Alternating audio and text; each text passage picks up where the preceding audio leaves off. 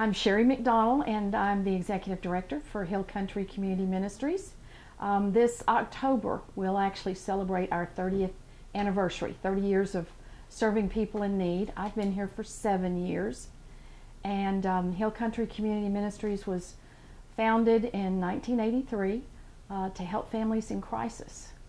We serve families in 10 zip codes in southwest Williamson and far northwest Travis County.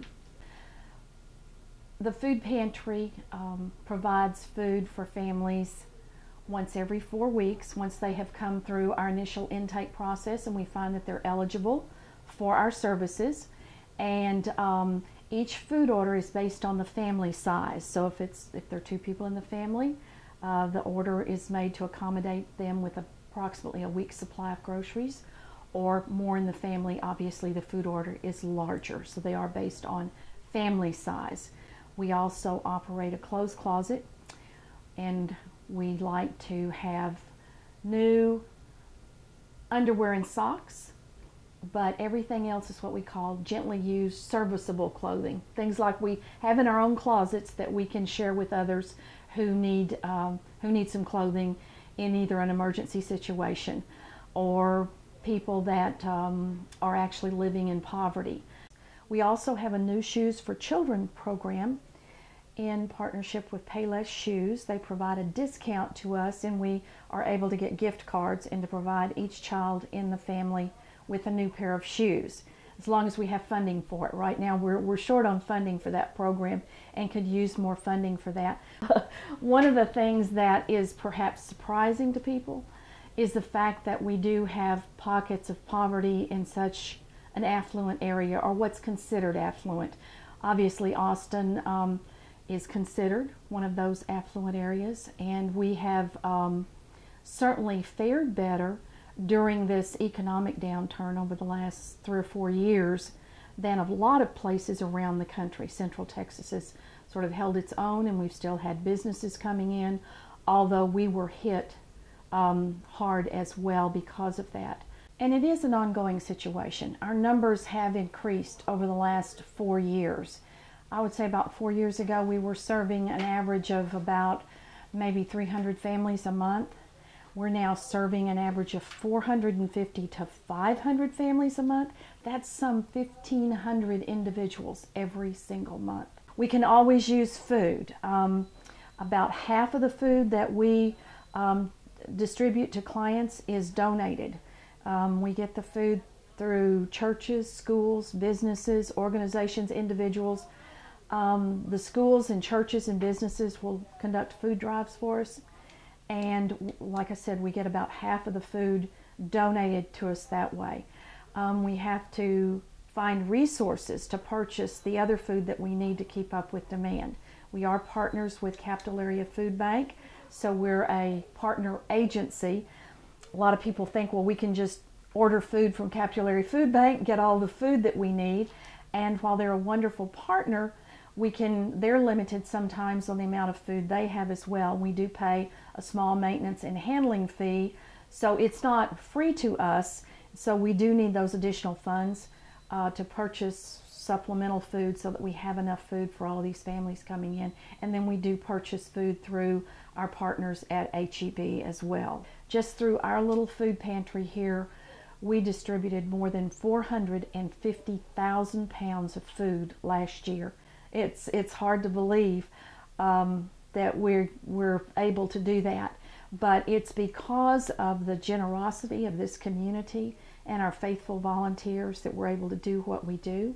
We have currently about 95 volunteers. Obviously they're not all here at one time. They work different shifts during the week in the food pantry, in the clothes closet. We have volunteer caseworkers who are trained to interview our clients, determine their eligibility, and also to help link them to other services in the community. Well, the future we're looking into what we need to be for this community as it grows.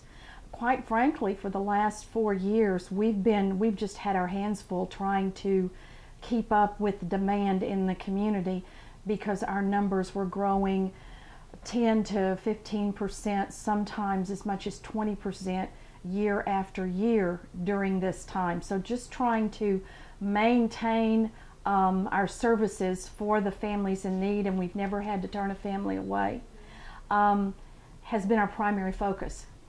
But we do need to think in terms of what we need to be for this community. This area is continuing to grow. The future is quite bright. There are a lot of things happening, and this community is going to continue to grow, which means the need is going to grow.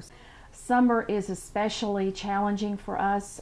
Donations tend to decline, both the food donations and financial donations. So we're really in need of more food drives and, again, financial donations to help us, purchase supplemental food to keep the food pantry shelves full. The HEB $1 Million Charity Shootout will be December 9th this year. This golf tournament was the brainchild of Brad Shable, who owns Shable Realty in Cedar Park. And he said he thought what he'd like to do is start a charity golf tournament and benefit Hill Country Community Ministries. And it's been tremendously successful. He has poured so much of his time and effort into making it successful, and we're just so proud that he selected us to receive this. Last year the tournament provided $24,000 for Hill Country Community Ministries. That was just in its second year. If people would like more information about the golf tournament, they can go to the website bsrealtycharity.com, and they can actually sign up online. There's information about sponsorships. They can pay online, and we'd love to have all the support to come out and help Brad and all of the wonderful sponsors and players to raise money to help families in need. You can learn more about Hill Country Community Ministries by going to our website. We have which is hccm.org. We have a page that outlines all of our volunteer opportunities, and you can call our volunteer coordinator and visit with her over the phone and come in to fill out an application and see what kinds of positions we might have available. You can donate online, or you can certainly write a check, send it in the mail the old-fashioned way. We're hoping to raise additional funds this summer, again, to help stock the food pantry.